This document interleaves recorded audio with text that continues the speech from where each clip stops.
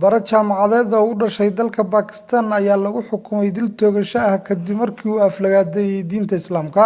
Junayd Hafiz oo 33 jir ah waxaa la xiray bishii March sanadkii 2013 waxaana lagu eedeeyay inuu hadallo xushmad darro ah oo uu ka sameeyay Nabi Muhammad calayhi salaatu wasalaam uu ku faafiyay baraha bulshada. Eedaha ku saabsan aflagaadeynta diinta waxay halis weyn ka yihiin dalka Pakistan xitaa haddii aan lagu hubin qofka la eedeeyay wuxuuna halis u galayaa in la dilo. Qareenkii u doodi lahaa Hafiz oo lagu magacaabay Rashid Rahman waxaa la dilay 2014 kadib markii uu aqbalay in kiiska ninkaas uu difaaco. Ninkan ayaa muddo sanado ah ku xirnaa qol keligii u gaar ah kadib markii uu weeraro kala kulmay maxaabiistii kale ee uu la xirnaa. Xukunka waxaa riday maxkamad ku taalla xabsiga dhexe ee Multan halkaas oo ah meesha Hafiz lagu hayay. Hafiz wuxuu deeq waxbarasho oo buuxda uu ka helay Mareykanka halkaas oo uu ku soo bartay suugaanta Mareykanka, sawir qaadida iyo jilinka. Kadib markii uu ku noqday Pakistan wuxuu bare ka noqday jaamacadda Bahauddin Zakariya ee Multan ku taalla. Halkaas ayuuna ku sugnaa ilaa eedda loo jeediyay lana xiray.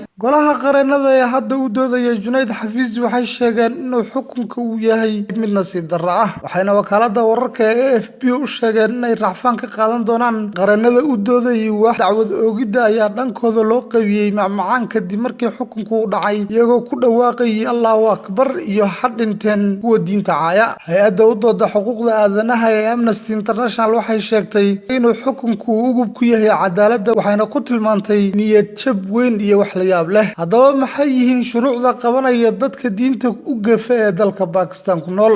Shuruucda la xiriirta qofka diinta caaya ee dalka Pakistan ku nool waxaa la socda xukun adag sida dil waxayna qabanayaan qof kasta oo diinta Islaamka wax ka sheega. Shuruucdan waxaa markii hore dejiyay Britishkii maamulayay Hindiya sanadkii 1860 waxaana la sii balaadhiyay 1927. Pakistan waxay sharciga dhaxashay markay aasaasantay ee ay ka go'day Hindiya sanadkii 1947. Shuruucdii hore waxay ahaayeen kuwo la xiriiray qofkii carqaladeeyay isu imaatinada diineed, xadgudbidda meel uu aas ka socdo, aflagaadeynta diimaha ama in si ula kac ah loo burburiyo ama loo ceebeeyo dad cibaadaysanaya. Xilligaas sharcigu wuxuu dhigayay in qofkii lagu helo dembigaas uu mutaysanayo 1 sano ilaa 10 sano oo xabsi ah. Muddadii u dhaxaysay 1980 ilaa 1986 xeerar cusub waxaa ku daray dowladdii militariga ee uu hogaaminayay General Ziaul Haq. General Haq wuxuu la xiriiriyay diinta Islaamka wuxuuna si sharci ah uga saaray bulshada Axmadiyada ah kuwaasoo sanadkii 1973 lagu tilmaamay inaysan muslim ahayn.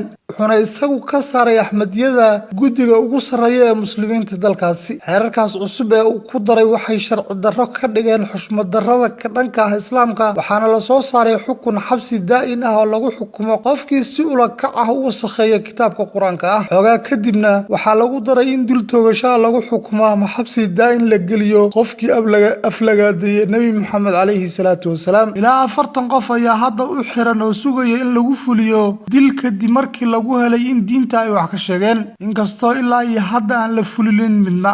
Sharcigaas wuxuu in muddo ahaa dooda beesha caalamka kadib markii Asia Bibi haweeney Masiixi ah oo u dhalatay Pakistan ay 8 sano u xirnayd arrintaas oo ay sugaysay dil toogasho ah. Xabsiga waxaa laga sii daayay sanadkii tagay kadib go'aan maxkamadeed oo wax ka bedelay xukunkii lagu riday. Siideynteeda waxaa ka dhashay rabshado badan waxayna ku qasbanaatay in gabaad ay ka raadsato dalal kale.